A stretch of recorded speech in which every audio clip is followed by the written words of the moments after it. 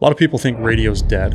What do you say to that? I think radio is one of the most powerful mediums in the world. There's more people listening to radio now than there ever has been in the history of media. Really? So Johnjay, I would say, is the longest standing, most popular, most famous, most influential radio personality in Arizona. Being on radio and being as popular as you are, a lot of people think that you're talking at them. And I think one time this maybe spiraled out of control a little bit to where you had somebody that wanted your head. My wife and I were at a wedding in Oregon, and I get a call from Paul Penzone. There was a guy that wanted to kill you. He's been arrested, and here's what we found. Red tip bullets in his SUV, green tip bullets, a manifesto written about me and how he's going to take me out. And he was waiting for me to make a public appearance so he could kill me. The reason they caught the guy is because he was living off the grid in the desert out of his car. So what he was doing was target practice. And one night he was up on this mountain in the middle of the night and he sees this Nissan driving through, and he pops up, he gets his sniper rifle out, and it just so happens the passenger in that car was filming. The sniper shoots a gun, and the guy's like, what the hell is that? And the driver just goes, falls over. They freak out. They pull the guy out. They drive the SUV to a gas station. They call 911. That guy was practicing to shoot me. So when the cops came, they surrounded all of Fountain Hills, got the guy, arrested the guy, and found all this anti-me information.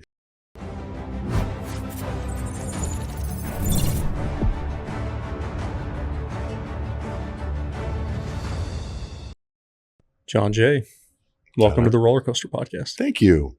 Appreciate you being here. Very excited. Same. You look amazing in your XL shirt. This is a Gap shirt. XL cost $4. I got it during Black Friday. Yeah, the Black Friday sales on the Gap. I'm pretty much a t-shirt guy, right?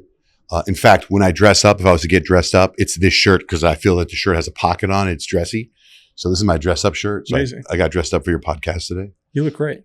Thank you. I got I discovered the Gap t-shirts about a year and a half ago, and they're very cheap but good quality. Yeah. Just XLs. That's the right size. You think so? Thank you. 100%. Thank you. Yeah, I was a little Fits you great. You look fantastic. A little insecure about it, but thank you. Making me feel better. You shouldn't be. Yeah. You look great. All right. All right. So here's what I want to do. So if you're local to Arizona Mm-hmm. and you're listening to this or watching this, you know exactly who's here. If you're not, which a lot of our audience is not local to Arizona, then you may not know Johnjay. So Johnjay, I would say, is the longest standing, most popular, most famous, most influential radio personality in Arizona by a magnitude of 10. Wow. Like nobody's, you give me goosebumps. Nobody's even in the same hemisphere as far as I'm concerned. And so, I think for local Arizonans, I think they're gonna love this episode. I think for those who don't know you, are gonna realize like this is a really great dude. It's an amazing dude. Man. Very nice of you. Excited to unpack this with you. So here's what I want to do. We talked about this a little bit before. We're gonna take a little bit of a risk here. It's gonna be a little different episode. So, for those who religiously follow the show, this is gonna be different. The first half of this could be a little bit different than what people are used to, but I love taking chances. Mm-hmm. I love taking risks. And again, this isn't that serious. So at the end of the day, like we can do whatever we want to do. Okay. And it's going to be fun. So here's my thought.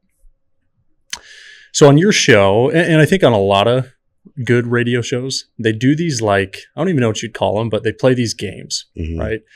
So it could be like you're setting up a boyfriend and a girlfriend, or you're calling you're doing these prank calls, right? And these things are just hilarious. And you guys have done probably how many of these things? Hundreds of these things over your career. 25 years of doing those.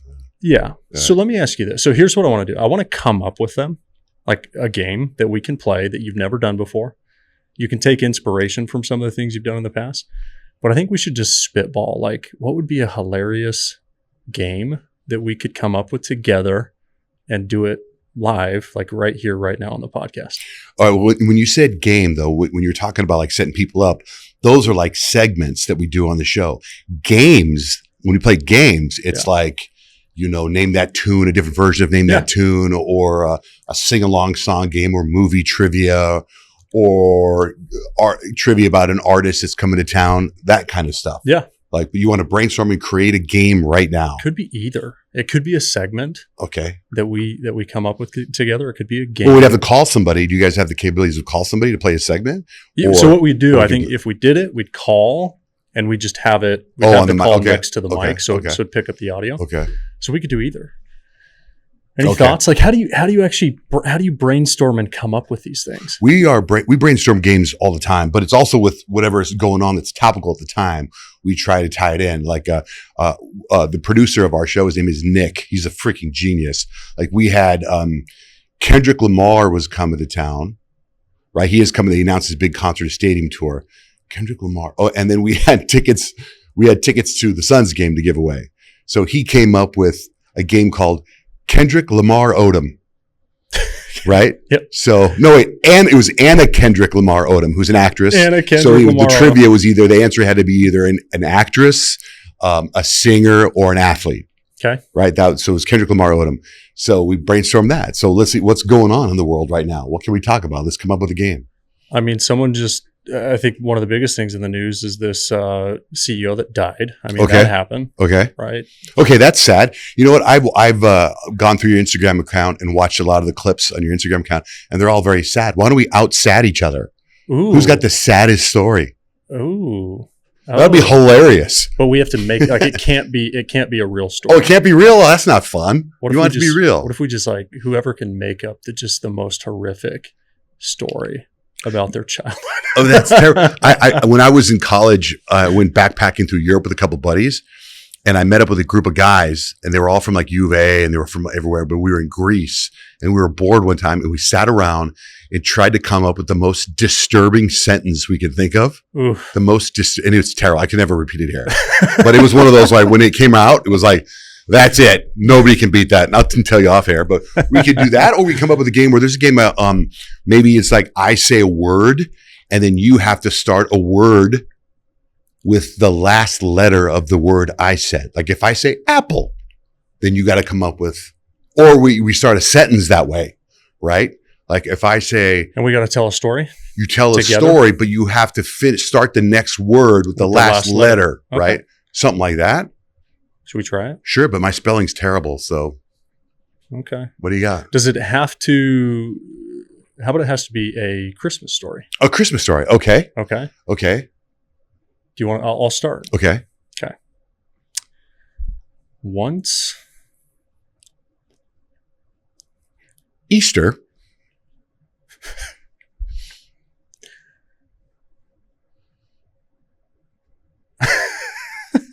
Not so easy, yeah. Wait, I thought it was a Christmas story. Right, but I was going to say, I thought in my head, I heard, once Easter is over, we're planning for Christmas. That's where my head was going. Okay, let's start over. All right. I'm gonna lock in. Maybe it has to be sentences. I don't know.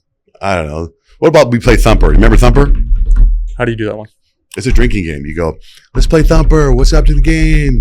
Get fucked up. and then you drink a, hey, what's up? Let's play a drinking game. Let's play quarters. So I have a potentially funny one that we could do. Are you against like prank calls? Do you still do prank calls?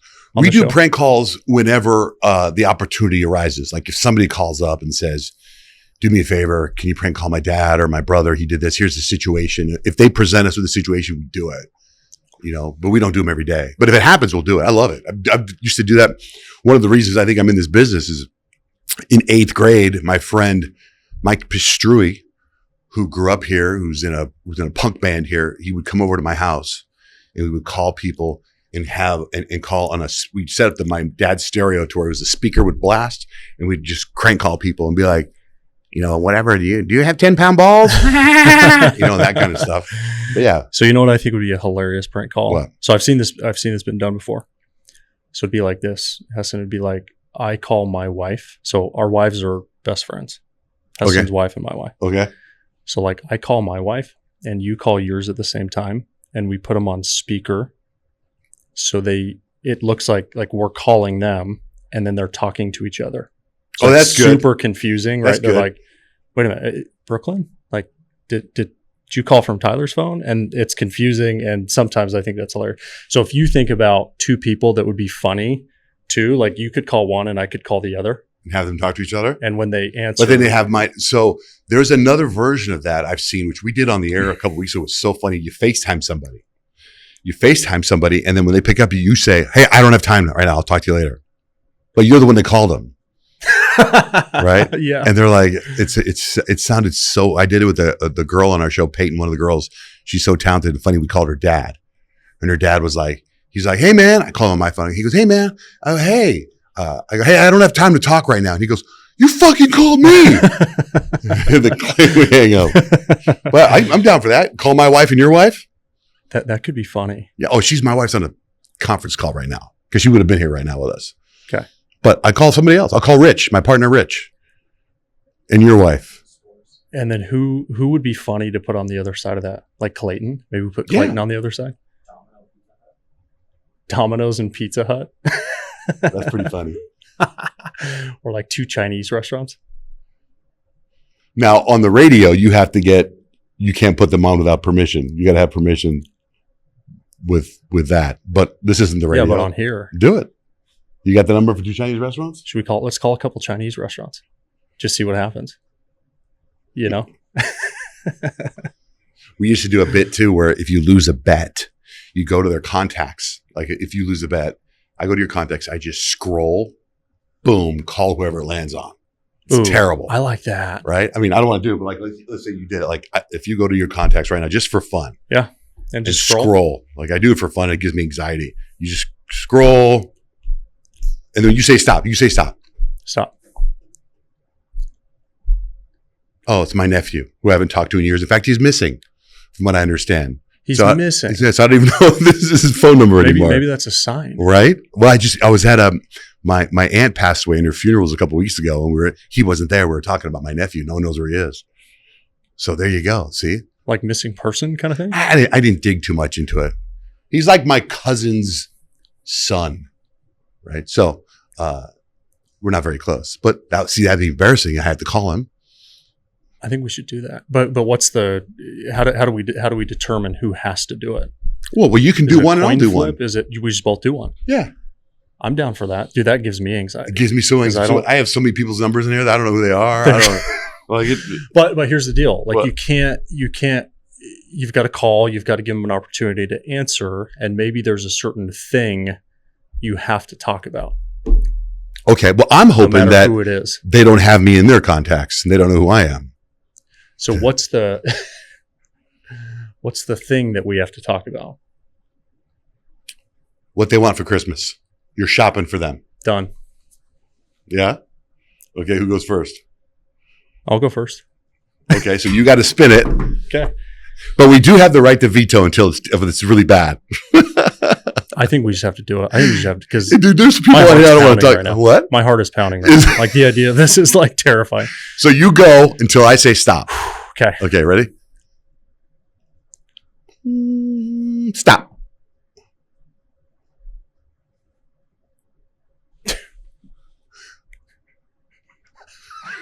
Isn't that who's that? It's Mark Lamb's son. The sheriff. Yeah. Ooh, the one who died? Didn't he have his son died? No, it's the other one. Oh, wow. Here we go. I might do this on my show. This is too good. This is awkward. Oh my gosh. Hello? Cade, what's up, brother? Hey, how's it going? Dude, been too long, dude. Just wanted to catch up, see how you're doing. I'm doing well. How are you? Good, man. What's going on this time of year? Are you getting ready for Christmas? Yeah. Well, my wife is. I'm just financing it, you know. Amazing. Well, bro, I'm actually, this probably sounds random, but I'm calling a couple of people that just kind of came to mind, and I thought, whoever comes to mind, just wanted to call them and see if there's anything they needed, for Christmas this year. You know what? We're actually doing phenomenal. And it's funny because I was actually having the same thought.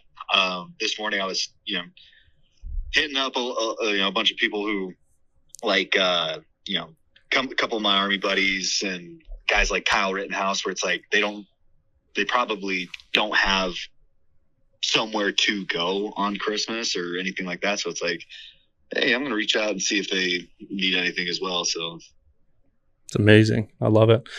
Not even like need per se, but is there anything like you want just randomly that I could just bless you with this year? Oh man. Dude, honestly, everything that you've been able to do for us this year has been sufficient enough. It's been amazing what, you guys have been able to do for us already. So let me ask you back, is there anything that you would need or want that we could bless you back with? Man, what a guy.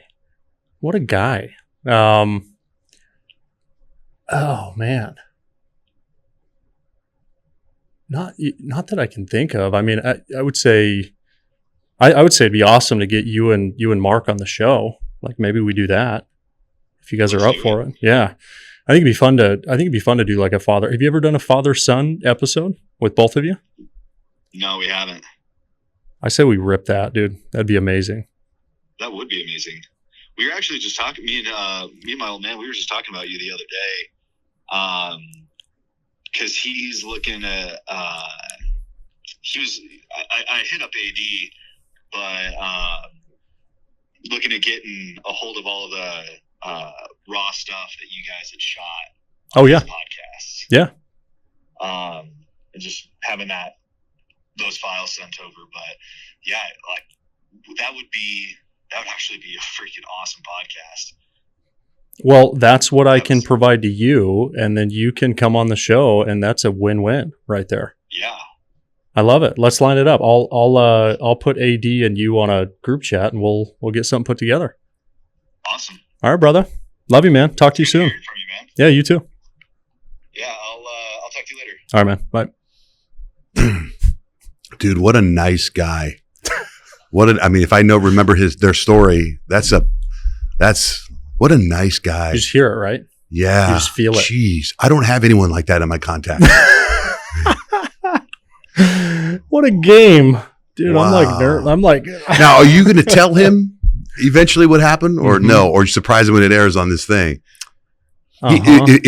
Just remind me, his dad is a sheriff. Like a famous sheriff. Right. And there was a tragedy in their family not that long ago. Yep. How did his brother It was a car accident, I think. pass? Did he get hit by a car? Was he in a car? I recall he got hit. And grandson, it's a terrible story, sad story. What was interesting is how nice and peaceful he was, and then how he thanked you for helping him. So like unsolicited, like as people are watching this, it's not like he knew we were calling. You saw this whole thing unfold. So you've helped him in the past with this. Yeah. Who are you? That's the name of the podcast should be, Who Are You? Yeah. I mean, try to do right by people all the time. Right. And I think that just happened to show through in that example, Jeez. All right. Well. Oh God, dude. Might as well be like, what are you calling me for, you dick? Okay. Okay. Johnjay's turn. But my problem is like, can you see how many people are in your contacts? Like, you see a number? Does it say? I don't know. Is there a way to look that up? Because I don't know how many contacts I have, but I don't know any of these people. This is going to be scary as hell to me. All right. Should I go? I think I have the right to veto. No, dude, because all right. Okay. So scrolling. Keep going. Okay. Yeah. Keep it going. Keep it going. Right, what was that? There, right now. Yep. Yes. That person. Who is it? Jana King. Okay. Who is that? Who is that? It's not going to be as funny as yours. Okay. This is so crazy. Do you see this bruise on my arm? Yeah. This is the nicest lady, one of the nicest ladies I've ever met. And she owns an IV drip company. Okay. And maybe this will come up on the podcast later on in our interview. But I have some calcium in my heart. My dad died of a heart attack, right? And the calcium genetically keeps growing and growing. And what happens when calcium grows, it's going to close the artery, heart attack, which is what happened to my dad. So I've been monitoring my calcium and I can't stop it. And there's this random special scientific study on this special stuff that's a vitamin drip, and it's supposed to reverse calcium, but it's all bullshit, right? Apparently. I found out about it. I told Jana about it, and I met her. I'll tell you how I met her in a second. And she got it for me. And I had to get 2 vitamin drips a week for 10 weeks. You have to treat it like chemo. I was like, I'm not missing it for it to work. So I did it for 10 weeks. And then once a month you get a maintenance one. And it didn't necessarily stop it didn't stop the calcium, but it's doing stuff to the calcium, because I had to get this big test done, a big body scan on this machine called the Clearly machine. And I did all this stuff. So anyway, she came over to my house last week to give me my drip, and somehow she put it in the wrong vein, and all hell broke, and it got really big and swollen. And she left, and I took a picture and I sent it to her, and she's been mortified ever since, texting me every day, asking me out. So when I've never called her. It's only text or DM. So if I call her, she's so nice. This is hilarious. So, I mean, it's not like yours is like this beautiful moment. Mine's like, I'm so glad Well, you never know. In fact, I have 2 numbers. In fact, here's another thing. I'm not a tech guy. So apparently I know somebody else named Jana. And so her number went under Jana, and I have called the wrong Jana before, and I don't know who she is. Even better. And she doesn't know who I am. So I've called her before and tried to figure out how I know her. So I could call that Jana or the IV drip Jana. So I have 2 numbers for Jana. Let it rip. Let's see what happens. Which one you want? Which one you want, guys? First or second number? Number 2? Oh, both. Okay, let's call the Jana that I know first. Do you go up here? Is that where the speaker is? On the bottom. Oh, okay.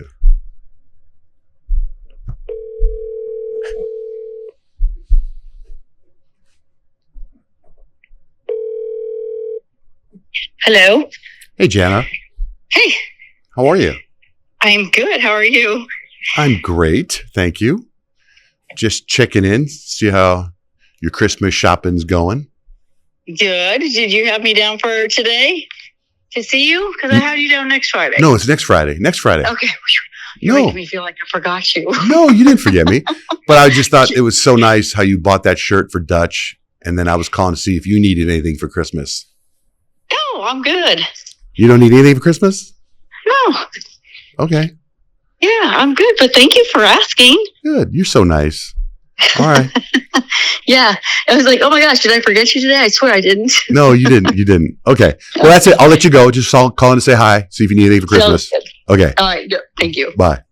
Bye. See, that's another thing. I get people on and off the phone quick. Should I call the other one? Yeah, let's do it. Now, this other Jana, I have no idea who she is. I don't. But she's in the phone. She's in the phone. I try to figure out who she is. If I tell her I'm Christmas shopping for her, let me do that. I'll do that.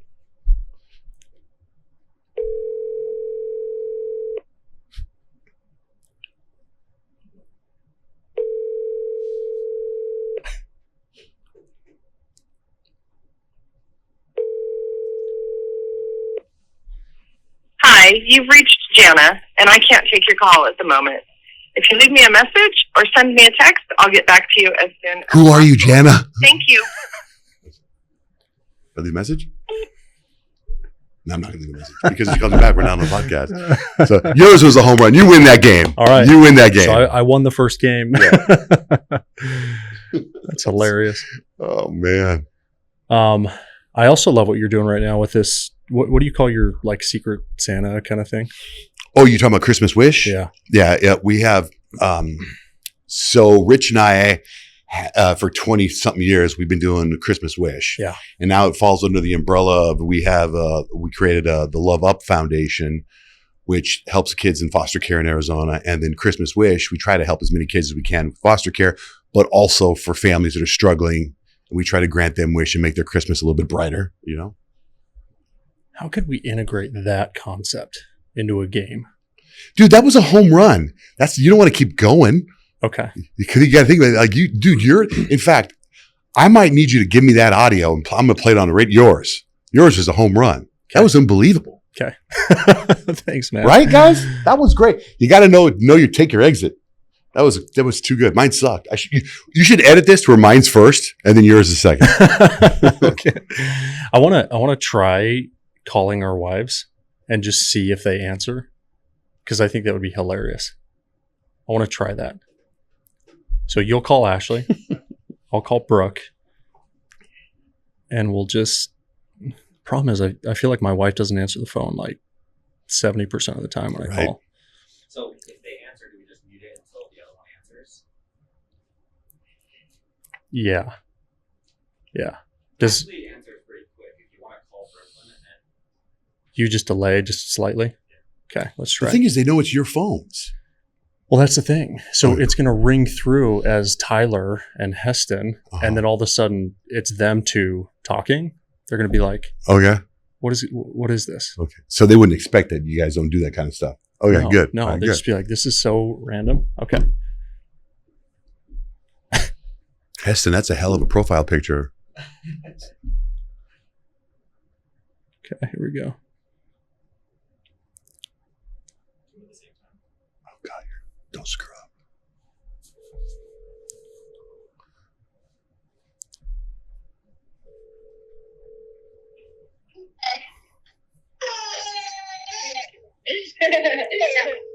Hello?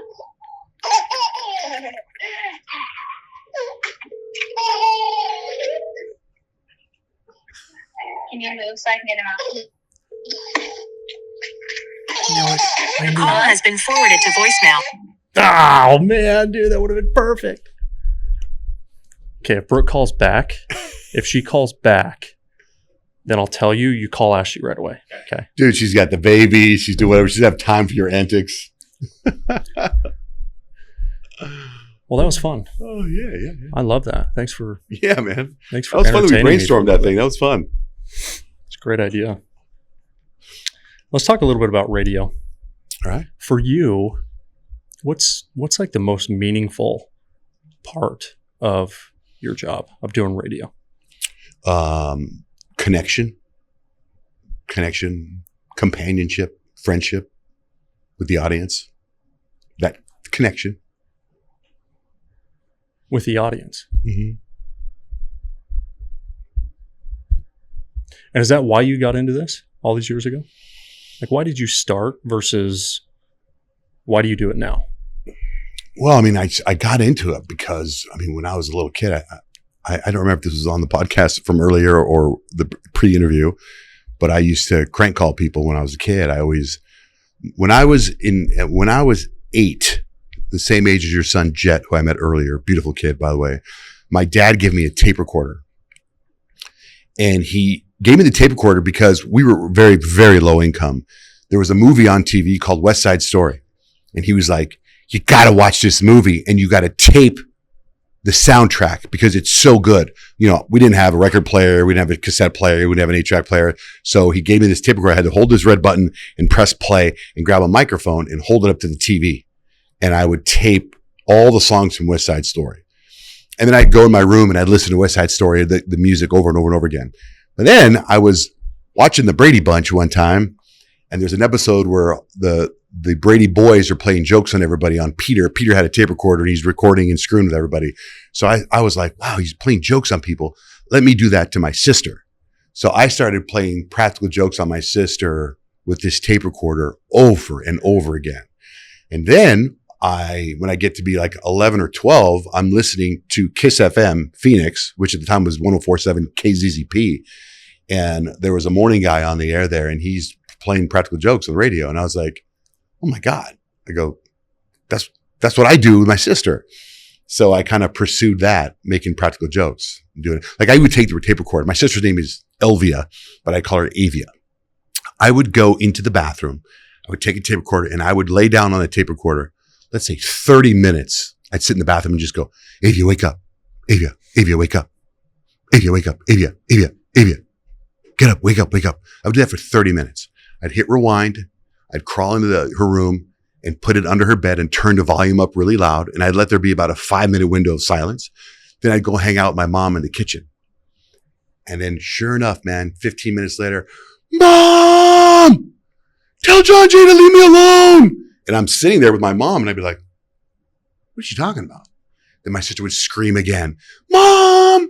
My mom looked at me and my mom would go, she's losing her mind. My mom would go in there and yell at my sister. And then it turned out, I was 9. You were setting it all up. I was setting it all up. Yeah. So that's why I got into it probably, and then I got in, then I get in college. I'm listening to radio. I'm listening to Howard Stern. I'm listening to these legendary guys in San Diego called Jeff and Jer, different radio shows and listen to how much fun they're having. And I was all in. Who would you say radio hosts were most inspiring to you as you got started? Casey Kasem. One sec. Go. Okay. Let's be smart. Let's go. Okay, come on.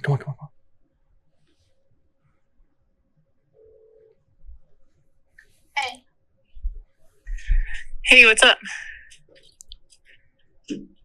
Why do you sound weird? Eston? Hello? Oh, sorry, Ben. I'll call you right back.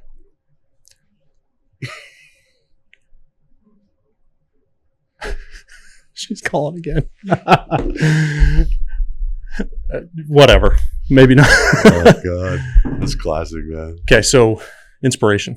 So Casey Kasem did a top 40 show. He's a legendary radio disc jockey. He did a countdown show, right? Casey's top 40. So we always try to imitate him and do the countdown and back announce a song or front announce a song and do my own countdown. And then as I got older, I read Howard Stern's book. And then I listened to Howard Stern because I was in college in San Diego, and he wasn't on the air there yet in San Diego. He wasn't syndicated yet, but I read his book, and I remember laughing so hard reading his book. And then I was in radio, but I wasn't on the radio. And then he came to San Diego, and I listened to him, and I listened to a bunch of other shows. There's a show called Dave Shelley and Chainsaw. There was a show called Jeff and Jer. There were San Diego shows. Jeff and Jer actually started in Phoenix on Y95, which doesn't exist anymore. But I would listen to those guys all the time. Yeah. Amazing. Did you ever have a guest in the studio that just you had a certain expectation of them coming in and it just went completely south? I've had a couple. One was Charlie Murphy, Eddie Murphy's brother. And another one is Selena Gomez, who's pretty popular right now. What happened? Charlie Murphy, and he passed away. He was a stand-up comedian. He came in the studio and he wouldn't do his comedy. Well, it's one of the reasons I don't enjoy interviewing comedians, because they're like, well, come out to my show. Okay, we'll do some stuff. Like, I don't want to talk to you about your life. I want to hear your comedy. Yeah, 100%. Right. So it's really a tough line. But Charlie Murphy was famous. He was on the Dave Chappelle show, so, and he was Eddie Murphy's brother. And him and Rich got into a huge fight. Like, they had to carry Charlie out of there. He was very confrontational. Selena Gomez, I feel bad. We've had a couple run-ins with her. She's good people, but she's really sweet. What happened was she was supposed to come on our show, let's say 8 a.m. Yeah. I don't remember what time it was. And it's 8:30 and she's not there yet. And I'm pissed, right? Because you don't do that to Jimmy Fallon. If they got you scheduled on the Tonight Show, a lot of times these celebrities think, oh, it's radio. But I got the whole show planned. I got stuff going on. Here's my time for Selena Gomez, right? Yeah. And they just think I'm Selena Gomez. She was just coming up. And so when she came in the studio, let's say 8:35, I laid into her like a parent. It's like, you know what? You made a commitment to be here at 8 o'clock. And you're here at 8:30. That's pretty unprofessional. And she got a little emotional. Then the next time she was on the phone with us, she called in on the phone and asked a question. We asked, it was right after her and Justin Bieber broke up. And my bad. I was dared to ask her if she feels responsible for Justin Bieber's downward spiral. And it was a bet. It was a game we bet. And I lost the bet. And I asked her that. And she started crying. And then she called management. And then management chewed me out. And was like, why would you say that? Get this. She hangs up with me. She goes on Seacrest next. And Seacrest asked her the same question. But he didn't get in trouble. But I got in trouble. And we have the same boss. That was 10 years ago, by the way. So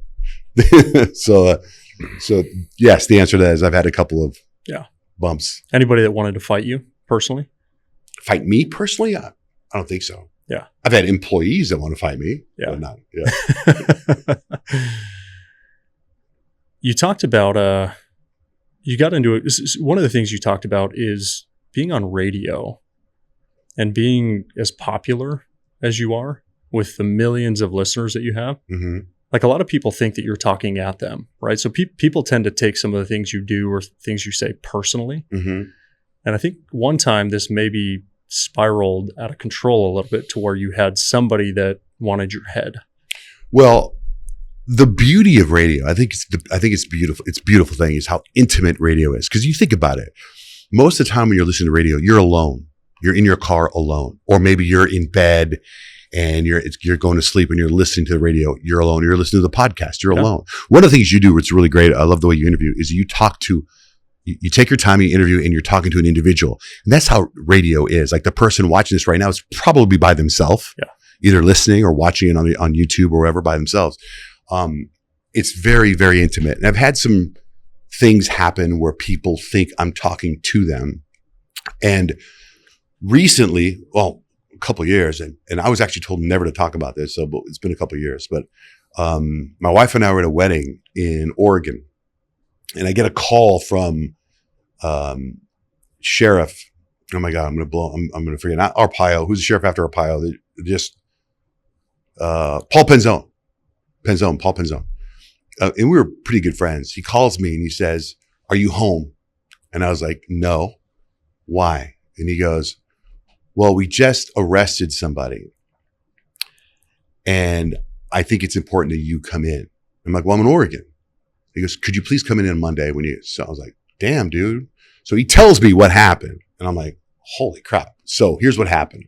On Monday, my wife and I go to meet with Paul Penzone at Sheriff Maricopa County's office. We get in the conference room. We're in a conference room with, there's like 15 officers and a couple of people in suits and stuff. And I go, "Well, what's going on?" And he goes, "There was a guy that wanted to kill you. He's been arrested. And here's what we found." And I'm going to jump out of order a little bit, but they found red tip bullets in his SUV, green tip bullets. I don't know much about bullets. Red tip bullets, green tip bullets, a manifesto written about me and how he's going to take me out. And he was waiting for me to make a public appearance so he could kill me from somewhere, from across wherever he was, right? Like a sniper. They had him, they arrested him. But what had happened, he got into a fight with his family. The reason they caught the guy is because he told his family he was going to kill me. He was listening to the radio and he thought I was talking to him, and he thought I was disrespectful to someone on the show over and over and over again. So he was going to take me out. It was his job to take me out.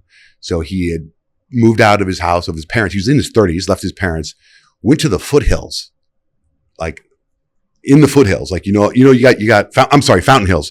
You know how there's Fountain Hills, the big fountain, but there's also just desert in Fountain Hills. And he was living off the grid in the desert out of his car. So what he was doing was target practice. And one night he was up on this mountain in the middle of the night and he sees this Nissan driving through, and he props up, he gets his sniper rifle out. And it just so happens the passenger in that car was filming because they were kind of off-roading. So he's filming like this. And he's like, "All right, Dave." So 2 girls in the back seat, 2 guys in the front seat. The guy in the passenger side's filming them driving at night, kind of off-roading. The sniper shoots a gun. It hits the driver, boom, through the pec and goes out. So they have the film where you hear, fish, fish. And they're driving. The guy's like, "What the hell is that?" And the driver just goes, falls over. They freak out. They pull the guy out. They drive the SUV to a gas station. They call 911. He's alive. He's fine. He's in the hospital. Flesh wound because it went through the pack.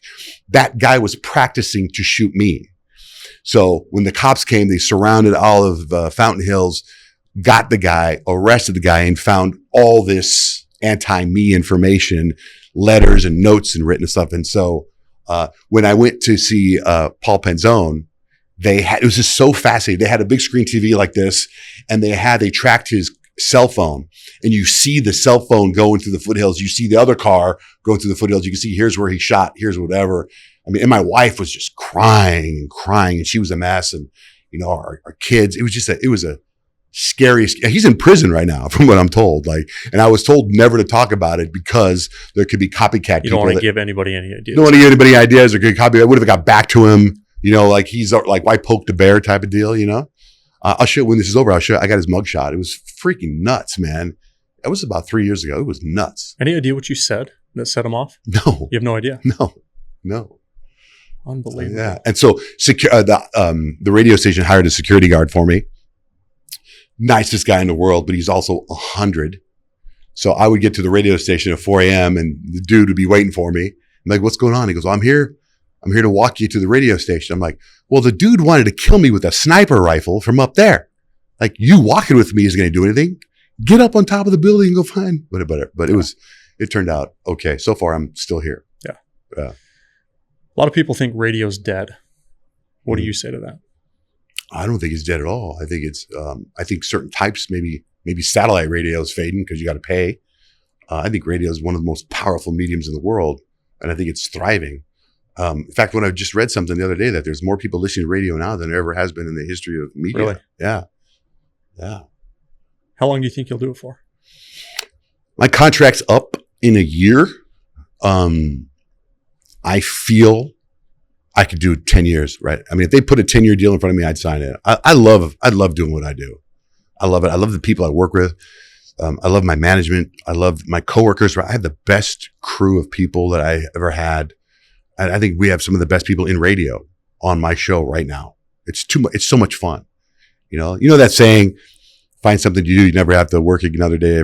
Yeah. You still feel that way? 100%, man. I pop up out of bed before my alarm goes off. I'm excited to get in there. I'm grateful to every single person I work with. They're just good people. Do you find that to be a superstar in radio is similar to being like a Hall of Fame basketball player, Hall of Fame? Like, for people that want to get into radio, are the odds just basically zero to get to where you've gotten? I was just talking to somebody about this the other day, someone at high management with iHeart. It's difficult right now because of the rating system. People don't have the patience to get to know someone new. Fortunately for us, we're a heritage morning show. We've been around 25 years. Yeah. Audiences now, they grew up with us. They know us. They know my kids. They know my wife. Yeah. So it's easier to break through, than it is to start a new show. It's tough for a new show. Yeah. Right? Yeah. What are your thoughts on all these? You have like a lot of these guys going independent, right? So are you a big sports guy? I'm starting to be. I have 3 boys. I used to not be in sports. I have 3 boys, so I kind of follow a lot of stuff now because of them. Yeah, because they're athletes. You familiar with Pat McAfee? Yeah, I love that guy. It's like the Pat McAfee model, right? Right. Like, I don't know his story, but I've watched his podcast or his TV show a lot. Yeah, he always has Aaron Rodgers on. He always got showing his arms. Yeah. Yeah. Great. So basically, like, I think Pat McAfee was one of the first to go independent and basically say, like, I don't need a network behind me on this. Like, I'll just produce this media.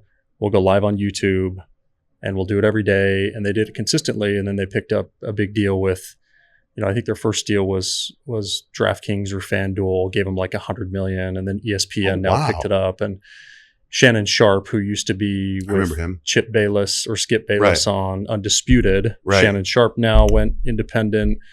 Tucker Carlson from Fox went independent. You're seeing a lot of these guys start to just say, hey, we can just do our own show because of the way that media works these days. What are your thoughts on, like, have you ever thought about I'll just go fully independent? Like, your deal's going to be up. You could just start the Johnjay and Rich Show, do it fully independent. Like, what would be the pros and cons of doing that versus? We thought about that years ago.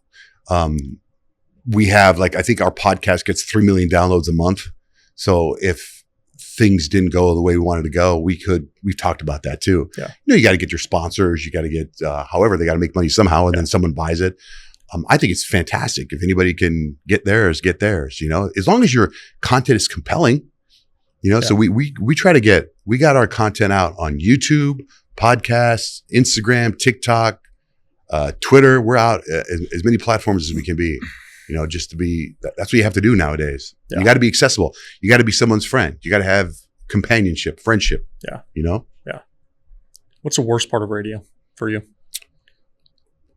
I would say sometimes it might be waking up or be, that's not true. Waking up's not it. It's going to bed late when I have to get up early. It cuts into a lot of like going to the Suns games, or my son plays basketball in Hawaii, right? He goes to college in Hawaii, plays basketball in Hawaii. His games start 7:00 Hawaii time, which is 10 p.m. our time. Yeah. So that means I got to go to bed at 1:00 in the morning and get up at 3:00 in the morning. It's a rough couple days after that. That's the hardest part. Yeah. Going to bed. Just the Going schedule. to a Suns game. If the Suns are winning by 20, I'll leave early. If the Suns are losing by 20, I'll leave early. But if it's a great game, it's now 10:15 at night. I'm not going to get home till 11. I got to get up at 3. It's, you know what I mean? Those are small problems. The benefits of doing what I do are way outweigh the small. I could rephrase my answer and say there are no negatives. Yeah. If that makes sense, So given who you are, I think a lot of people probably have gotten to know you pretty intimately well over the last 20, 25 years. But one thing I know is true with a lot of influential people, celebrities, people who are well known is, and this could be different from you, Johnjay, and I'm curious to get your perspective on this, but it's that people don't actually know you, like at a bone level. Mm-hmm. So like, as we sort of transition into your story, let me start with this. Who are you? If you had to answer, if somebody just off the street said, dude, I want to get to know you. Like who are you at a bone level? What would you say? Like outside of my career? Yes. Like as a identity. I'm a husband. I'm a dad. I'm just a guy, man. I think I'm just a humble dude. I don't think there's anything special about me, honestly. Insecure, very insecure about, my looks, my intelligence. I think I'm just average. That's who I am. Homebody. I like to stay home. Are those the words you're? What else? Keep going. Keep going. Really, really dig on this one. I don't know. I love my family. I'm a family man. I don't think there's anything more important to me than that. I love spending as much time as I can with my family. When my kids aren't around, I love spending time with my wife. I just love doing anything with her. If it's just watching TV or going for a walk around the block or going to the dog park or going on vacation, or we went to Vegas for the night last week, that's it. There's not a lot of excitement. And I think part of that is because of my job. There's so many things in my job that are so exciting that to me, it's great to do nothing. Yeah. Yeah. That's who I am. Family man. You spiritual? Yeah. Very. Like how so? Well, I believe in God. I grew up Catholic. I don't go to the Catholic Church very much now, unless it's, Easter. But I found a great church here, City of Grace Church. The lead pastor, a guy named Terry Christ, is one of the most unbelievable human beings I've ever met. If you ever caught a service with the guy, I don't know why this guy isn't the most famous preacher in the country. The guy, you should get him on your podcast. He will blow you away. There's nobody like that guy. When I go to his services, I walk out of there not only, inspired about Christ and God, but just success and life and happiness and joy. The guy's amazing. Terry Christ, look him up. You got to get him on. Let's go to a service together. Let's go. When are you going to go next? Probably 2026. No, I'm just kidding. I'll go. Let's go the next Sunday, whenever we can. Sunday service. He goes on tour a lot. And he's written a couple books, but if his next service where he's in town, let's go. He'll blow your mind. He's got a campus in Mesa and a campus downtown Phoenix. He's just tremendous. I'm sure he's got some Christmas services coming up that are just epic. Everything that guy does is epic. Yeah. Amazing. Yeah. But I'm also spiritual. Like, I believe in all kinds of higher beings. I don't know, man. I talk to God. I talk to my parents. I put things out in the universe, whether it's the secret, the secret, I put it all out there. I try to do it all. When you say you talk to God, what does that look like? Give me an example. Usually by myself, and I pray. I will do the Catholic name of the Father, Son, Holy Spirit. And then sometimes I'll just kind of like talk to him. It's just me talking to him. Kind of like I'm talking to you. Just man to man. Yeah. Or man to woman. I don't know. No, whatever that is. Right. Yeah. Man to entity. So I think you've been through some things. I find that I was actually having a conversation earlier today with a gentleman that's coming on the show next year that's very popular entrepreneur that has a TV show on ABC. And I was talking to his manager, and, she was like, hey, we'd love to come on and talk about his new book and talk about this and that. And I go, well, that's fine. But is he willing to go deep? Like, is he willing to actually talk about who he is, his life, some of his experiences? Mm-hmm. Yeah, I think he's probably got a few things that he's been through that he'd be willing to share. The thing I know to be true is, like, anybody who's reached any level of success, like you, like they've all been through some shit. Like 100% of them. Yeah. Like, there's not anybody that makes it to the top of the mountain in their profession without having gone through some really, really hard stuff. Right. You talked about some experiences that you had in your 20s and 30s with your family. Mm-hmm. One of them involves, I think, the passing of your parents. Mm-hmm. Can you share with me where you were at in your life when that happened, and just kind of break down that story of losing your parents? So I'm very close to my family, very close to my parents. My dad is from the Netherlands, from Holland. My mother's from Mexico, both immigrants. I'm a first generation American citizen. My dad was a big old white dude, and my mom was Mexican, black hair, brown skin, Mexican. My first language was Spanish. Very, very close. And my dad was a health freak. Health freak, right? Of course, he also drank a little, and being in the 70s and 80s, steak and potatoes every night type of deal. So my dad passed first at the age of 66, just boom, heart attack. No sign, no symptoms, didn't know anything, right? And my sister called me that morning. I remember I moved to Phoenix from Tucson, and I was a big guy. I was about 340 pounds, 330 pounds maybe. And I was took a week vacation. And it was spring break, and I was like, I'm going to walk every day. So I was going for a walk/run, and my sister called me during the run. And I'll never forget the way she started. I go, hey, she's like, he's dead. He's dead. And she's crying. I'm like, what are you talking about? Daddy, he's dead. It was just terrible. I relive that moment sometimes, the way she delivered that news. I ran home. I went in the shower and just started crying. I couldn't breathe. It was just a terrible, terrible moment. Terrible. And I had little kids. And then I got on a plane and met my sister in San Diego, where my dad lived. And, you don't know what you're doing. We just went through his stuff. He had just got remarried. My mom and him divorced and then still stayed together. And we had a very close family dynamic. And then my dad got remarried. Everybody was still close, but we didn't really like the new wife. My sister was convinced that she killed him. But then we found out, he had heart disease, and it's hereditary. And that's what I have. I have some stuff. So that's what I'm monitoring all the time. What's going on with my heart? Because I think if we could have done it, one of the things about heart disease, they say it's not a death sentence. You can prevent it if you do the right things. So I wish that I had access to the information I had now. Back then, he'd probably still be around. So then he passed away. That was a rough one. And then right after that, my mom gets diagnosed with a glioblastoma, which is a brain tumor. And she passed away 18 months later. And when my dad died, my sister and I, we had these debates and these conversations about what's worse. What's worse, like to slowly die and know your parents dying, or the instant death? At the time when my dad died, we were like, I bet you the slow dying is worse. Well, we found out my mom got a brain tumor. She lived 18 months. It was terrible. It was just terrible. I can't imagine seeing my dad die the way my mom died, because my dad is a strong, big, buff, loving guy. And to see him frail the way my mom died would have been devastating.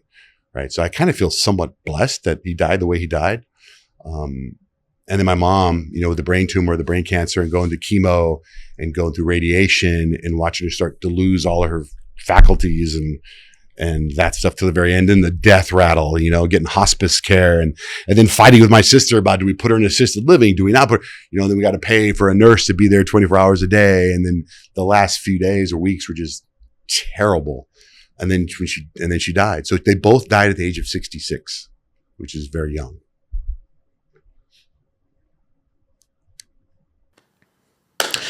Thank you to our sponsors over at Bucked Up. I love this company. I love their products, their apparel, and their supplements. Recently, they dropped the mother of all pre-workouts, Mother Bucker. This is not for the faint of heart. This will make you want to claw your face off. So don't get stuck in traffic when you're headed to the gym. I love these guys. I love this company, and I love their products. They are clearly the best tasting pre-workout on the entire market, and they're number one for a reason. Bucked Up is my favorite workout brand, hands down. And they also have my favorite apparel for working out and just for daily life. It's Lululemon-like quality, but for a fraction of the price that's affordable. So head over to their site, buckedup.com, where you can check it out. And for 20% off their entire site, use the code TylerHall20. What did you learn from that? I learned I got to watch my health. That's why immediately I changed my behavior. I went from 340 pounds to 206 pounds. I had 2 little kids at the time, 3 with, I have 3 boys. I was so fat, I would lay on the playroom floor and let my kids crawl on me. That's how I played with them because I was so big. So I was like, I got to get in shape. So I immediately went on a diet. I started doing hot yoga, Bikram yoga, and dropped a ton of weight. But I was skinny fat. I didn't have any muscle tone. And I was still unhealthy. I didn't know it, So then I learned about protein and exercise and weightlifting. And I just have been pretty much, let's just say 15 years of trying to be as healthy as I can for my kids. So what I learned is I want to be around for my kids. So everything I do almost every day is so that I'm around for my kids. I worked out before I came here. The workouts I do now aren't about, I can push this much weight. I can do whatever. My workouts are about longevity, mobility, balance, that kind of stuff, heart health. That kind of stuff. Amazing.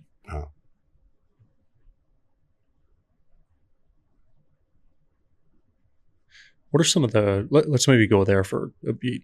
What are some of the protocols that you do on a daily basis? I mean, America's incredibly unhealthy and healthier than we've ever been in the history of the world. And, hopefully who knows? Hopefully there's some changes coming that will help people be a little bit more healthy. But what are some of the things that you do consciously and, very thoughtfully on a daily basis as part of your routine to make sure that you have great longevity for many years to come? Well, my morning routine is this. I have sleep apnea, so I sleep with a sleep mask. I got an oxygen tank and I connect it to my sleep mask. So I'm getting pure oxygen in the middle of the night. Well, 2% oxygen. I don't know what the percentage is, but I ran it by my doctor and she said it's fine. So I monitor my sleep. I wear an Oura ring at night. I wear the Whoop strap all day, monitor my heart rate and everything all day. So I get up in the morning and I do, we have a gym at my house. So I do a light warm up exercise, some bicep curls, some push-ups, some bench press, shoulder press, lunges, just to get my blood moving. And then I go get in a hot tub for about 10 to 15 minutes. This is at 3:30, 4 o'clock in the morning. I get in a hot tub. And in the hot tub, I stretch. I call it, in the morning, I don't call it a hot tub. I call it my meditation pool or my prayer pool. And I sit in there and I pray out loud. I'm grateful for the things that I have. I pray to God there. And then I say a little prayer for all the people I started a list of people in my life that have had tragedy or bad things happen to them. And I add them to my list, and the list gets longer and longer and longer. And so about once or twice a week, I try to go over that list out loud. I do everything out loud. And then I pray, and I pray for my marriage and my family and for healing and all the things I'm grateful for. And I do a little bit more stretching in there. And then I do 3 sets of 30 deep breaths really fast. I do that 3 sets of 30. Then I get out of there and I jump in I have a cold plunge right next to the hot tub. I get in the cold plunge. My cold plunge isn't the kind you see all over Instagram where they're in a tub laying down. Mine is a deep 5-foot cold plunge. So you get in and you're in your shoulders deep. You're standing in the cold plunge. And I stand in there probably 2 minutes, 2.5 minutes, at 3:30 in the morning. Then I get out of there. I drink some electrolytes. I might, like this morning, I took an NAD shot. I did a shot of that this morning. Minister it yourself. Yeah. I get it from Jana, who we called earlier. Yep. I go upstairs, brush my teeth, I do some more stretches upstairs, do some more push-ups. I jump on a trampoline. I have a trampoline in my closet. I jump on my trampoline. You probably think I'm crazy. I jump on my trampoline 20 times. I disconnect the oxygen tank so my wife doesn't trip over the wire. Because the oxygen tank's in the closet and the tube goes all the way through to the bedroom. I disconnect that and roll that up so she doesn't have to deal with it in the morning. And then I kiss my wife goodbye. And then I get in my car and I drive to work. And on the drive to work, I bring up a picture of my parents on my phone. I look at each of them and I pray to them and I talk to them and give them updates of what's going on. I ask them for certain favors. Like my son is driving home today from Tucson. I go to both pictures of my parents and I ask them, can you make sure Jake gets home safely today? Please protect him. And then this is the most random thing. Nobody knows this. I met a guy years ago, a very successful businessman, and he sent me an email that another successful businessman sent him. He's a billionaire. And it was a set of numbers and letters that somebody researched. And if you read these numbers and these letters in order out loud, it eliminates any kind of trauma or whatever, and it just leaves you with joy. It brings you joy. So I read these numbers every morning on my way into work out loud. Then I get to the radio station. Before I get to the radio station, I go over all the things that I'm grateful for again. Then I go out loud. I talk about 3 great things that I want to happen today. And then when I pull up into the parking lot, my last mantra is I say out loud that I host the #1 radio show in America. I am the host of the #1 radio show in America. I host the #1 radio show in America. And I say that over and over and over until I park. That, my friend, is my morning routine. There's a lot there. There's a lot there. It's powerful. Then I do a radio show, and then I go to the gym at 11. I work out from 11 to 12. Then I do 20 minutes of a red light bed. And then I'll a couple times a week, I'll go meet a buddy of mine. We'll go hiking, or I'll go do treadmill work, or that's it. And then I do sauna, 20 minutes of sauna, and then hot tub, cold plunge again later on in the day. Like when I leave here, I'm going to go sauna, cold plunge, hot tub. So that's, folks, that's what it looks like to really take control of your health right there. Trying. What about diet? I have a doctor. She's freaking amazing. She monitors my diet. She monitors my blood work. She monitors it. She's amazing. And so she got me on an 18-hour fast. And I think the reason for the 18-hour fast is because I can eat nonstop. So what she said was, I've never drank coffee before, right? So a couple of years ago when I used this doctor, she put me on 18-hour fast. So I only drink coffee in the morning till about 6 a.m. I have a cup of coffee at 6 a.m. Then I don't drink coffee again because it curbs your appetite. My first meal is around 1. My last meal is before 7. And so they told me I could eat whatever I want in between that time, but I overdid it. Yeah. So now I kind of keep my calories to about 2,400 calories a day. And I try to exercise as much as I can. Then I try to go to sleep. Is so important, but that's the problem with my job is sleep is so minimal. Yeah, and you could argue that sleep is the catalyst that makes all of the other stuff work, right? Yeah, and I didn't know that until 5 years ago. Yeah. Yeah. That's amazing. That's inspiring. I want to back up to this hot tub ritual, the meditation bath. Meditation pool. I started to say, thank you, God, for this meditation pool. These people that you're praying for, do they know that you're praying for them? No. They don't even know. They don't. So, I met a kid one time. He was on my son's Pop Warner football team, and the dad had a bracelet, and I was asking about the bracelet. It was for his son who had passed, and he told me the story of his son, and I was just like, oh my God. And I saw these parents have this pain in their eyes as they watched their other son play football, and I couldn't stop thinking about the son that passed. So I started with him. He was the second person on the list. I met one of my son's friends, their brothers, and they had a younger brother, the age of my youngest son, and he passed at the age of 4 of cancer. I started my list with him, and I just add on people that I've met that I know.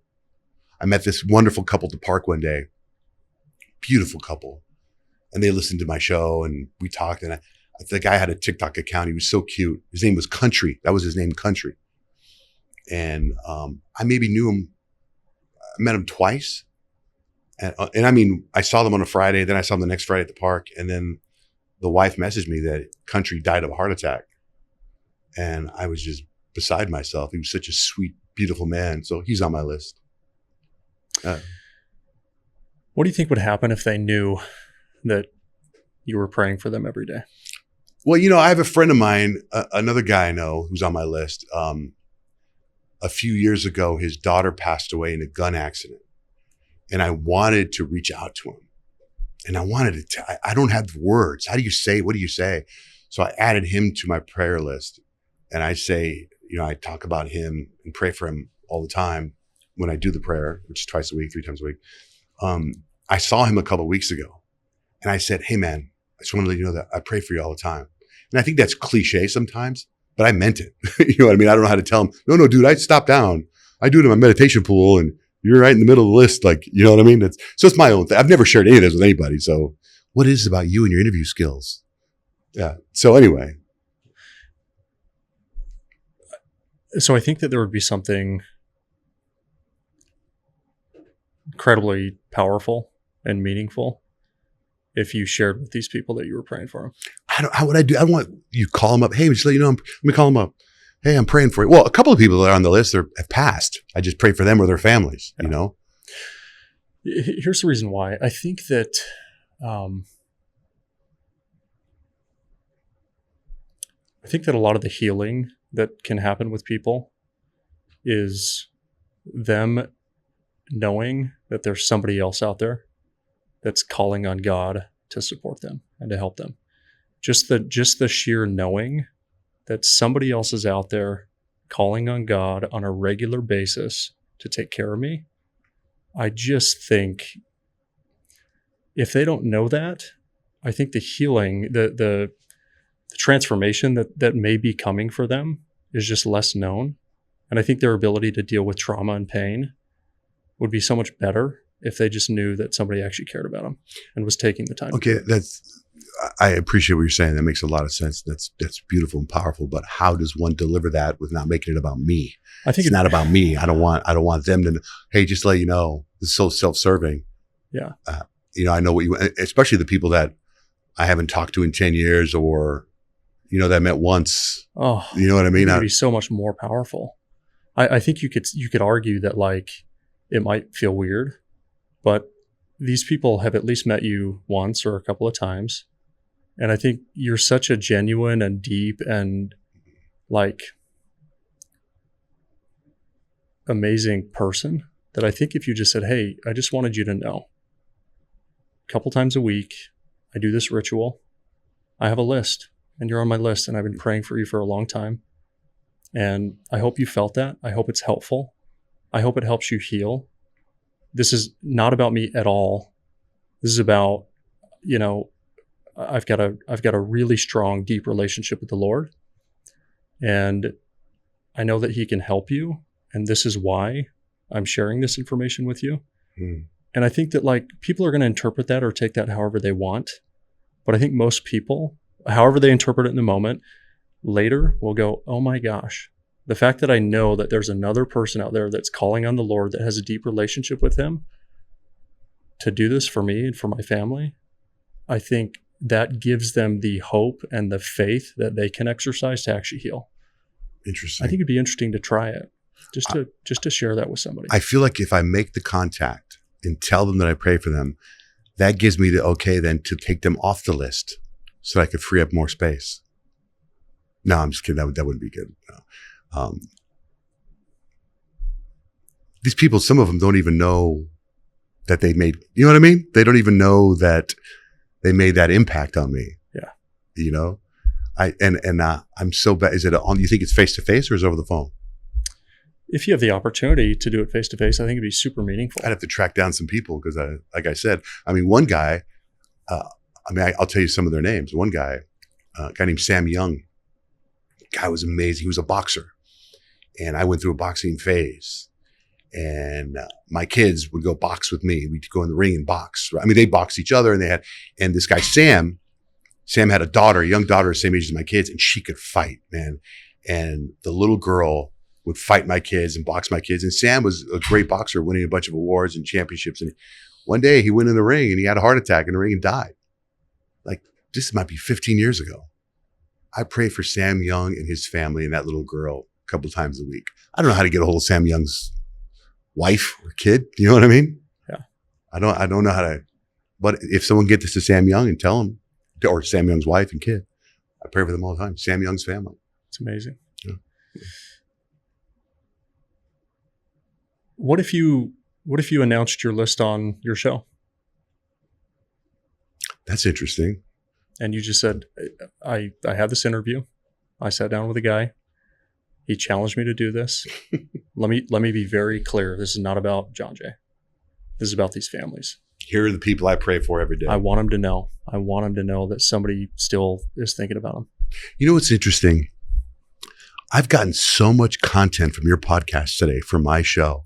You've given me some great ideas. You know, when I was going through your Instagram and all the clips you put up there, and there's so many like sad things, you know, trauma that people went through. But I've really, really learned, and I was like, where's he going to go with me on this? Like, where's this going to go? But I've really learned a lot. You give me some pretty good advice. Thanks. I'm going to have to find out, like, what's your background? What makes you we'll this? Have to do that one day. Okay. I'm going to have you on mine. You're going to be on my show. Okay. Okay. Be great. Okay. On the inverse of this, Johnjay, what does this do for you when you're in this meditation pool and you're praying for these people? What does this do for you? I'm hoping it makes me live life the right way and do the right thing. You know, there's obstacles and things being thrown our way all the time. And it's easy to get distracted and make bad decisions. Another thing about having a lack of sleep, you know, you make bad decisions, poor decisions when you're tired. So I just pray for as much guidance as possible that I do the right thing as much as I can. Yeah. And that's, believe it or not, that can be tough sometimes. Yeah, it's beautiful. Right. It occurs to me that you live your life with a ton of gratitude. Mm-hmm. And I find that when I'm personally living my life through a lens of just gratitude for another day, gratitude for the relationships that I have, gratitude for good health, for a loving Heavenly Father who watches over me. Mm-hmm. I find that just my life is so much more meaningful. It's so Mm-hmm. much smoother.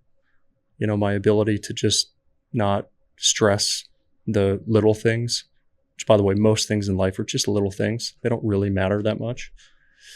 It helps. And it occurs to me that you're that way. You know, where do you think that comes from? Well, I'm that way to a certain degree. I also think that you know that book, Don't Sweat the Small Stuff? Yeah. I feel the other way, but I think I sweat the small stuff. I think it's the big things aren't the big deal. I think Really? the little things matter. I pay attention to the little things. What would be an example? Well, I mean, being grateful for tiny little things like the good people in my life. That's one of the things I talk about on the way in right now. I have a new set of friends somehow over the last few months that have just been such a positive influence on my life. And I'm so grateful that I made the decision to go, you know, just like right now, talking about you and I just briefly talked about going to church. Like if you come to church with me, you know, that's a little thing. That's a little conversation we had. But I'm also the guy that walks in, like if we have a big event and something's not right, I look at the small things. All the little things add up to big things. Yeah. You know, I don't know if I'm giving you a great example, but little things to me matter. Well, let's say this. I think when you think about the purpose of why we're all here, the actual purpose of life, we might be aligned on this, which for me has nothing to do with what most people think is really important, which is money and material things. Oh, right. And right. So to me, the things that we tend to think are really important are just not that important. Right. The things that are really important, like you said, deep connection, Mm-hmm. relationships, like good health, Mm-hmm. a good relationship with the Lord, Mm-hmm. you know, spirituality, these sort of things. I find that like when those are in line, just everything else works great. You're right. Right. You're 100% right. Yeah. You know, I think another friend of mine, he runs a pretty big company here and he's always doing these crazy things. And he said, life is about experiences, man. It's about experience. You got to go for the experience. Yeah. He told me that about 8 or 9 years ago and said that really hit me hard. Like, it's not about the money. It's not about the cars. It's not about, but the experiences you can get with those things. Yeah. So I try to give my kids in my life and my wife and my family as many experiences that you can have that are different. Yeah. You know?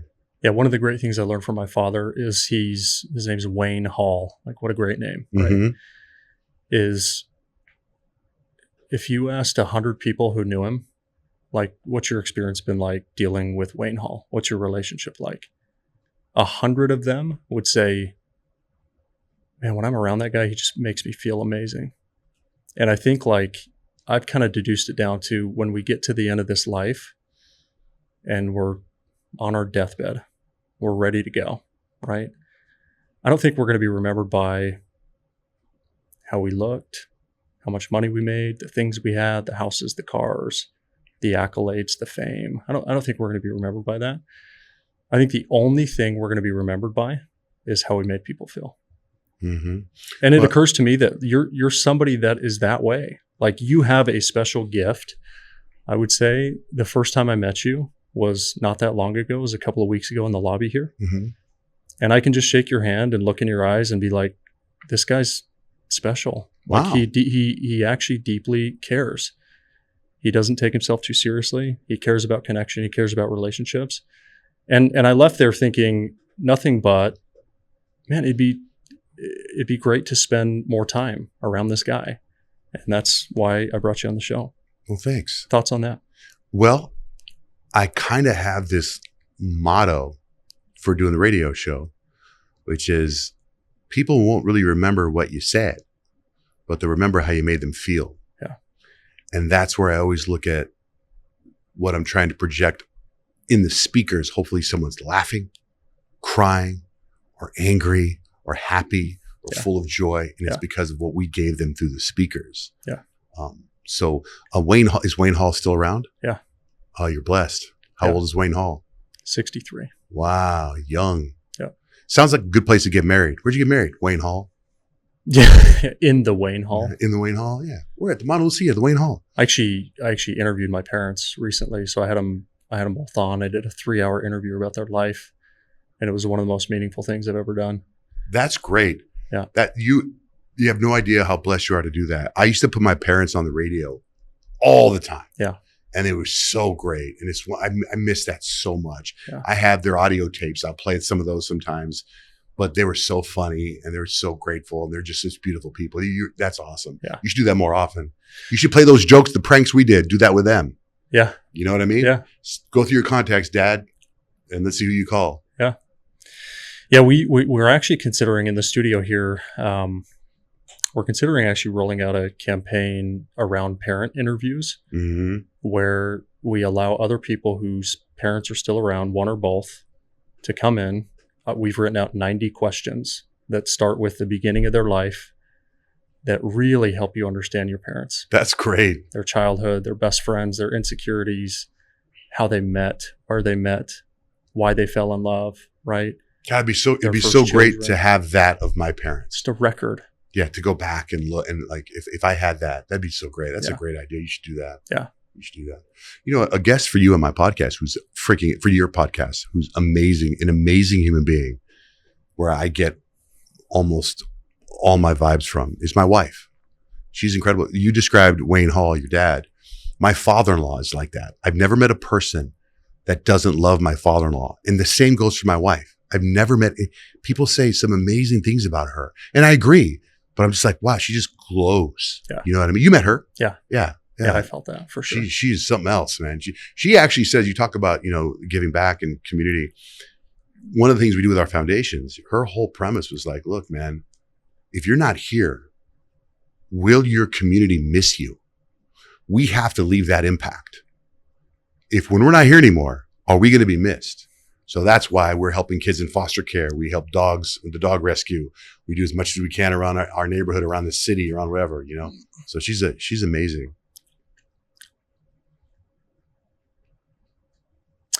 I want to talk about your foundation. Mm-hmm. Why'd you get into that? Are you an animal lover, dog lover? Did you have an experience that led you to want to start that? Well, we have two foundations, my wife and I. I'll give you the background on one of them. So I told you earlier we do this Christmas Wish. We've done Christmas Wish for 25 years. You're a sports guy? Yeah. So, you know, Kurt Warner? Mhm. So Kurt was the coach of my son's football team. And his son was a quarterback. My son was a receiver. Talking high school, Pop Warner. But middle school? Maybe middle school? Pop Warner. Yeah. And so we were, he was out of town doing stuff for the NFL. And he was texting me, how's the game going? Because he couldn't be there at the game, right? Somebody else was coaching. And I was like, you know, hey, Elijah just threw a bomb to Kemp, touchdown. We just won. And he texted me back. He goes, love up. And then he goes, I mean, love it. Right? It was a typo. I was like, and immediately I was like, bro, love up. I go, you got to use that. I go, you got to use that. I go, do that for something. I go, maybe it's for your charity, but he has a charity every day. I go, but something about do something positive every day. And he just laughed. LOL. I have the whole text exchange. He says, LOL. And this is on a Saturday. I thought about it all day Sunday. And then Monday morning, I came in the studio. I couldn't stop thinking about it. I was like, hey, I have an idea. And I tell them the story, everybody on the show. And I go, hashtag love up. Remind yourself every day, once a day, to do something nice for somebody, or just thank God, or thank whatever spirit, if it's Allah or Buddha, just say thank you for your life, for what you got. Just remind yourself every day, love up, right? Do something nice. Hold the door open for somebody. Buy something at Starbucks, pay it forward type of deal. So I brought it up that whole day. A couple of days later, somebody came to the radio station and they had a t-shirt made that said hashtag love up on it. Really like simple letters, love up. And they gave it to me. I was like, this is great, man. Thanks. So I wore it. I took a picture of it and I said, thanks to whoever for making this up, right? So a month later, the guy that gave me the t-shirt shows up at the radio station and gives me a check for $10,000. I'm like, what is this about? And he goes, dude, you put that picture of that t-shirt up on your Instagram and I sold $10,000 worth of t-shirts and I'm giving you the money for your foundation. I was like, what? So we took that money and we put it into foster care, kids in Arizona foster care. That's because I went to go see Terry Christ, the City of Grace Church, and he was talking about a program in Colorado where they told all these empty nesters, we have 10,000 kids in foster care in Colorado. If every empty nester could take a kid and foster a kid, we wouldn't have kids in group homes anymore. And Colorado at the time had 0 kids in foster care. We have 16,000 kids in foster care in Arizona. So Terry Christ was like, let's do that here. So we took his advice and we tried to help as many kids. And I think we got 14,000 kids in foster care right now. It's tough. It's really tough because, the thing about kids in foster care is you can't post their picture on Instagram because they've severed parental rights or they're in an ugly situation. So it's really tough. So we took the money from Love Up and we started the Love Up Foundation. And now like at Christmas time, we took 300 kids to Gilbert. There's a castle, the Ashley Castle. And these 300 kids that don't have parents, we shopped for every single one of them. We got them food, presents, a party dance, and every single one of them is getting what they want for Christmas. But what they really want is a family. If you interview them, say, what would you have for Christmas? I'd like to have a mom. I'd like to have a bed, my own room. So we do that at Christmas time. And we do stuff for them. When the kids graduate from high school or college, we have a program for them to go into. We have a huge graduation party for kids that are aging out of high school, going into college. My wife put all these programs together. She's amazing. So that's Love Up. Now, a couple weeks after Love Up took off, my wife calls me and she's like, there's this lady by the elementary school. They found a Chihuahua and they want me to go get it. Is it okay if I bring home this Chihuahua? And I'm like, yeah, send me a picture of the Chihuahua. She sent me a picture of Chihuahua. I love Chihuahuas. It's a cute little Chihuahua. And I'm like, boy, that's cute. I go, maybe I can find a home for it. Let me post it on Instagram. Post it on Instagram. Somebody messaged me. Yeah, I'd love to get that dog. I'm like, all right, meet me at the Chase Bank on 44th and Indian School. And I'll give you the dog. So they meet me in the parking lot there at the Chase Bank. I bring this dog to this family and the dog is like so happy and this family's crying. And I'm like, what the heck? So I give them the dog. Now, I know nothing about dog rescue, right? I give them the dog. The next day I go in there and I go, man, the coolest thing happened. So this family it was like magic watching this happen. Like that dog was meant for this family. That family was meant for this dog. I said, I've set up 5 people on dates. All 5 got married. And I'm like, I'm better at rescuing dogs. Yeah, I'm better at rescuing dogs than a matchmaker. So the next day it was like, hey, my mom's going to an assisted living home. Can you take her dog? Hey, I found this stray dog. Can you take the dog? Hey, I was moving into this apartment complex. Somebody left these dogs and they don't want these dogs. So I was bringing all these dogs into my house. And I was like, sure, no problem. And I'd find a home. I was flipping dogs left and right. And then somebody called up and go, you got Love Up. You should do Love Pup. And that's where Love Pup started. And then I learned the rules and the laws of rescue. If someone finds a stray, you got to wait 6 days before I was flipping dogs, finding homes for them. So now we took all these dogs. We had them in our guest house, in our house. My kids were sleeping. We had dogs in the laundry room. One pregnant dog gave babies in the laundry room. We got dogs in bathrooms, dogs everywhere, all over our house. And eventually we raised enough money. We were able to buy a building. And now we have an actual facility. And then we started programs in Maricopa County. Like every dog that gets adopted to Maricopa County, Love Up and Learner and Row pay for the chip. So we pay, because the dogs you had to pay $30 for a chip. Now we pay for it because the return rate is so much higher. You know what I mean? Your dog runs away, chip it. Oh, it's a Love Pup dog. They got it here.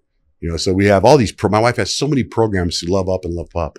So that's the short version of that short. How do people get involved?